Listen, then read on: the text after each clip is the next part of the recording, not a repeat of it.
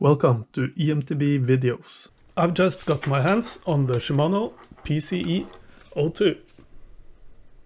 Come on. This is the tool used to connect the Shimano Steps motor system to a computer. We can already connect the Shimano Steps system with the eTube app. So, is there any point getting the Shimano PCE02? So we connect one end to the bike and the other to the computer. We need the eTube project software for computer. So I'm downloading that from the Shimano website. So the app is installed and the bike is connected. Let's click next to continue. The Shimano eTube project and the PCE02 hardware unit supports both the Shimano Steps system and the Di2 electronic shifting. We will only be focusing on the eTube for e-bikes part in this video. Alright, we are connected, and this is the first window we get, the update window. As we can see, there is an update waiting for the motor, so let's try that. You can of course do this in the eTube app too, so you don't really need the PCE02 hardware for this. Let's fast forward a bit. Okay, update complete. Let's check out the customize section. This sort of looks familiar too. We've got assist for setting the power level of the different profiles. We got drive unit with a few settings. We can lower the maximum assistance speed if you want that for some reason. We can set a maintenance alert for servicing the bike and motor.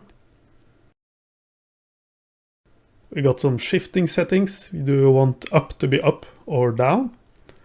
We got the cycle computer settings.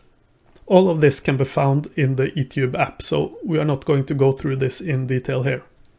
There is one interesting section here though, the passkey. Here you can reset the passkey for the system if you have forgotten it or whatever. And this is of course not available in the app because you have to use the passkey to access the app. Next is the maintenance section. You can see the status of the bike. We've got an error log. That takes a while to load. No errors on this bike. And you can run a check for errors. You can't do that in the app as far as I know. It will take you through a few steps depending on what component you are checking. You also got the option to generate a service report, and you can select what details you want to have in the report. Here we've got the traveling distance, total time ridden, some information about the product like the name of the motor, and we've got total ride time in the various assistance modes. As you can see, this bike has been ridden a lot in boosts because, well, we've been riding a lot in snow with this bike, and it's been used for riding with kids in a trailer. Then there is some info about the battery. It's done 5 charging cycles. The current settings for the motor. Remaining light capacity 30 minutes, which equals to 3 watt-hours, which means the motor will shut down when there is 3 watt-hours remaining capacity in the main battery. So the light will keep working for another half an hour. This setting was also shown in the eTube software. 30 minutes was the minimum and you could increase it quite a bit. Walk assist is on. 11 gears, 38 teeth. The chainring, that's not correct at all, but it doesn't matter because that's just for the Di2 electronic shifting settings. And this bike hasn't got electronic shifting. And there are details about the assistance mode settings for both profiles. And firmware version and the regular stuff. Here we've got error check results. We only performed one scan for errors. It was the battery. So that's why there is only the battery listed.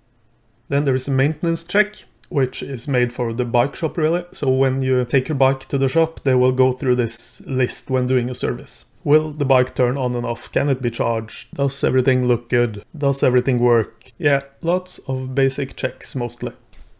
And that's pretty much it. The sections named rear and front are for the Di2 shifting, and the settings/help is just for the eTube app itself.